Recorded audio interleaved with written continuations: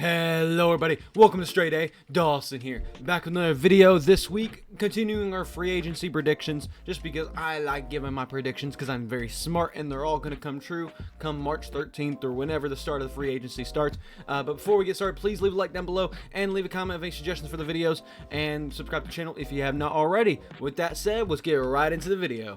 So of course last time we did QBs, we did some O-line, but this time we're doing some running backs and the secondary for the NFL teams in free agency, or the players in free agency going to NFL teams. Running backs I went a little heavy on just with the multiple players that are going on, and I'm going to probably just quickly mention some of the other ones that are kind of on the market. But I also put secondary on here just because there's a few guys on here that I want to comment on. I don't know how correct I'm going to be on those guys, but you can kind of take the safeties and the corners and kind of swap them for any team I kind of mentioned that are on this list. There's one that's going to be really interesting, and then there's a couple big names near the top, so we're just going to go through it and mention it. But first of all, we're going to get to the running backs, and I think the biggest one on the market, we have Derrick Henry. Derrick Henry has been speculated to go multiple different places. One of the favorited places right now are the Ravens, because they need kind of that boulder now. That Gus Edwards is gone. I believe J.K. Dobbins will be gone, even though I don't think he really was a boulder. So they really only have like some speedy guys like Keaton Mitchell, Gus Edwards, Justice Hills more in the receiving game. But with that said, I see him more likely going to the Minnesota Vikings. If they're able to get Kirk Cousins back, I see no reason why they can't splash a little bit of money for a Derrick Henry type to kind of really beef up that backfield. They have no one back there. Derrick Henry, he's a dominant force, and having him along with Justin Jefferson would be amazing. They have a little bit of money they can spend, not a whole bunch, but I feel like a Derrick Henry signing will take that offense to a whole new level, something they haven't really had. They've had to rely on Kirk Cousins and Justin Jefferson all the time, but just imagine they had an actually dependable run game with Derrick Henry. Again, they could still kind of include Alexander Madison as like a Tajay Spears type back for him, and I think that could turn out really well. It is hard to say that the Ravens won't go for Derrick Henry, so they're still my second choice here, but I think it's too obvious. Feels too obvious, but I think a similar purple team in the Vikings will be a nice clear choice. I like them. I like the Vikings choice here quite a bit. But with Josh Jacobs, a weirder kind of back. He's kind of dependable. He has good moments here and there, and it's kind of just dropping off of people's radars, I feel like. I think he's a little bit younger, 26 I want to say, something like that. So like I don't see the Raiders really re-signing him. I don't think it's really common for not really big running backs to get re-signed by a team. But I see Josh Jacobs either going to the Carolina Panthers or the Houston Texans. My reasoning kind of here is the Carolina Panthers are looking for somebody who's kind of like not going to get the biggest paycheck in the world, but they want somebody who's kind of reliable at running back. So they'll probably toss them a year or two or something like that. But the Houston Texans also are kind of in that similar situation where they only have a great back. Well, they got Devin Singletary and Damian Harris or something like that. Damian Pierce, something like that.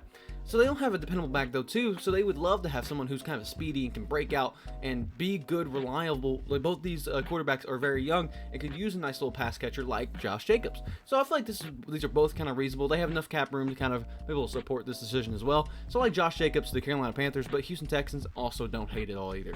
Saquon Barkley, he is like one of the best older running backs. He is going to be dependable for year at a time. I don't see him go back to the Giants just purely because of the whole speculation last year. He got his money, he's good, but now he wants to move forward with a team who could possibly make some big runs. And I put a few teams up here. These are some of my favorite ones. I respect the Dallas Cowboy pick. I saw that a lot, so I'm going to put it up here. But I think my real picks is I think I see Saquon going to the Ravens instead of Derrick Henry. I think Saquon kind of fits the scheme better there. He could kind of be utilized in the more pass-catching role a little bit better than Derrick Henry could. I think he fits the scheme the team has currently, with Keaton Mitchell being a speedster, Justice Hill kind of being a pass catcher, but you just mix him, Saquon Barkley and Keaton Mitchell in that Ravens offense. Now, Houston Texans I like a lot more too, because they need that kind of good back there to help CJ Stroud be a good pass catcher, be reliable. That way it's someone they can always depend on. Cowboys, again, I like it because I feel like Saquon Barkley fits that Cowboys type theme very well. I just like the Ravens and Texans pick a little bit more. I'm going to slightly lean Ravens, but I think he could go easily to the Texans as well. With Tony Pollard, he's a tough one. I'm kind of looking for teams who don't really rely on the running back, or probably will not decide to rely on the running back. And I see that in Philadelphia and the New York Giants. New York Giants are moving on from Saquon, so they don't really care. They're going to pick up somebody who is probably a little bit younger, who can be used for a couple of years, and kind of move forward from there. Philadelphia, I think they're going to move on from DeAndre Swift, so they're just kind of look for somebody who's a nice little placer. I think Tony Pollard's a solid running back that the Philadelphia Eagles could use and need, and that way they can kind of get the ball rolling while not having the explosiveness, but Tony Pollard's also just reliable, and I think the Philadelphia Eagles like reliability, so I think Philadelphia is my first choice just because, again, I don't think they're going to splash a bunch of money, but I also don't think Tony Pollard's a bunch of money type of running back. New York Giants, I'm purely just kind of putting there because I really couldn't figure out another team that they're moving on from Saquon, so I'm going to guess that they would like somebody like Tony Pollard there, but Philadelphia is really my big choice here. Austin Ekeler, possibly one of the biggest drop-offs, from a running back this season, and so he's going to have some hard times finding some, markets to actually take a chance on him. They're probably not going to take a chance for him for a whole lot of money. A lot of teams are going to be very speculative of that, so what teams will kind of pick him up? I could see a few. There's a few speculative here. I think the Washington Commanders are that type of team who will take a chance on Austin Ekeler because they have Brian Robinson Jr. They get the worst split carries, but they're also both good pass catchers. I think with that team, they want to use the running backs in more versatile roles, but both of them can be good running backs too. So I like the Washington Commanders, a good landing spot. They have some money they can splash. So why not, say, hey, Austin Ekeler, we'll give you another shot. We'll give you a shot here in Washington. Come on down to us. If not, Minnesota Vikings, I feel like he fits very well in that scheme and fits very well with that team dynamic. So Ekeler could kind of fit into the washed-up running backs category with Alexander Mattison and Ty Chandler, honestly. So I feel like he could fit pretty well there. Carolina, I'm throwing in there too just because I thought of them. And I thought, man, Austin Ekeler going to Carolina actually wouldn't be the worst move for a Bryce Young type character because we crap on Austin Ekeler this year. He'll be back to form next year, I'm sure, and be like a 1,000-yard type guy and be reliable in that sense. And not just, he may not be the most special running back in the world, but you saw what Carolina was able to do with Adam Thielen. Why couldn't they do the same with, with fucking Austin Ekeler? There we go. I forgot his name for a second. But yeah, no, I like Austin Ekeler there though, and I kind of feel that those are three good landing spots for him. Last but not least, I'm including him because I love DeAndre Swift, and I wanted to make him feel included. He's a fine running back. He's solid. He's fine. He's, again, kind of that Tony Pollard type character, just a little bit more speedy, and I think he's going to find a new home outside of Philadelphia, and I think the Cincinnati Bengals would love to pick him up, and I think the Chargers are also a team that like to pick him up, because they're not looking, because, again, I mean, there's a couple running backs in the draft that people could pick up, but I think the Cincinnati Bengals would like that kind of speedster, move on from Joe Mixon, and who's fairly younger, so they can kind of use him with Joe Burrow pretty well. And then, the Chargers, I think they're looking for a type of Austin Ekeler replacement. DeAndre Swift is not necessarily a replacement, but is someone who can definitely fill that role, I think. So the Bengals are my top choice here, just because I like that landing spot for DeAndre Swift, but Chargers also a nice little honorable mention there. But that's kind of all the running backs I wanted to go through. You can technically go through a couple more of them. I didn't even pull up while I was doing it. But, you could go through and say Cordell Patterson will likely be a backup. Gus Edwards has the potential to be a starter, but I think there's too many good starters in the league right now for him to be a starter. Ezekiel Elliott probably be a backup somewhere, maybe even stay in New England. Devin Singletary will likely probably stay in Houston if they don't sign another running back. Clyde Edwards-Helaire will be a backup, if not a third string. Deontay Foreman backup. Boston Scott, Damian Harris, both backups. Cam Akers. I don't even know what to think of that guy anymore. J.K. Dobbins has some potential, but his injury history is not the greatest. Zach Moss, all these guys just have a lot of backup potential. I think that everybody that I named here are potential starters. Moving on from the offense, we're going to go to the defensive side of the ball. And again, I'm kind of naming safeties and corners. I think I have two safeties.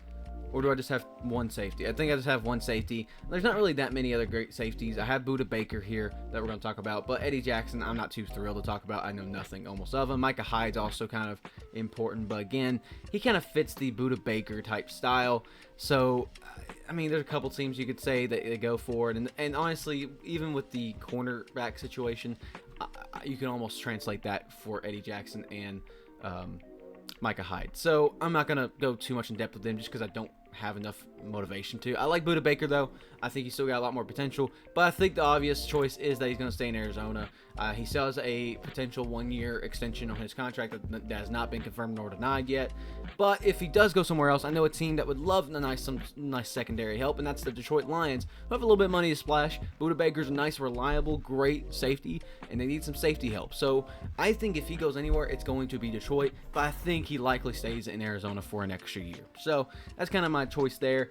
If you want to throw around Eddie Jackson, I think if Budda Baker does stay in Arizona, I think Eddie Jackson would be a great fit for the Lions. You could also argue Micah Hyde could be, but I think Micah Hyde has potential to stay in Buffalo. What else? I mean, I think Minnesota could do well with Micah Hyde.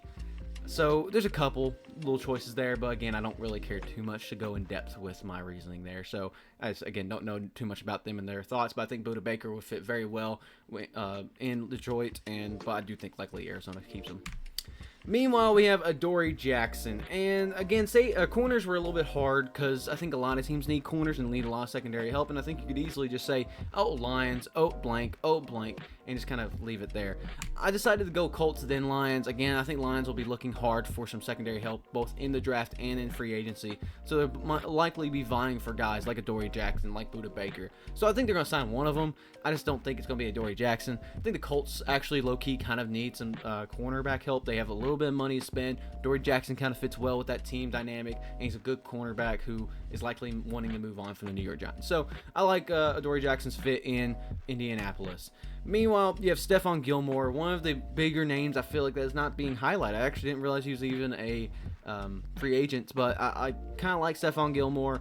I want to see him do well, and I likely see him going to Houston. I think they want some just nice help now and then, and maybe pick up a corner in the draft as well. I think it won't cost him an arm and a leg. He's looking for some 1-year contract with a team that's going to do really well. And I think the Houston Texans have that very big capability. Meanwhile, the Eagles are a little bit more of a weird choice because I don't know if they really have the money to really do what they need to do here.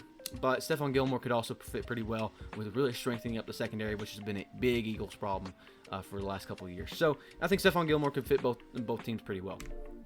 Last but not least, we have Jeff Okudah, and I'm including him because, for one, I like Jeff Okudah, similar to DeAndre Swift, but two, he's also just younger. I think that there's a lot of potential for him to be picked up back by Atlanta, but I also think that, low-key, the Washington Commanders need some secondary help, have some money to splash, and Jeff Okudah's talented enough, I feel like, to fit well and possibly even succeed in Washington. So I think likely my choice would be that he re-signs with Atlanta, but I think he could also go to Washington pretty well. So I'm going to put them pretty much on equal footing, but Atlanta maybe has a slight step up just because that's where he's from right now.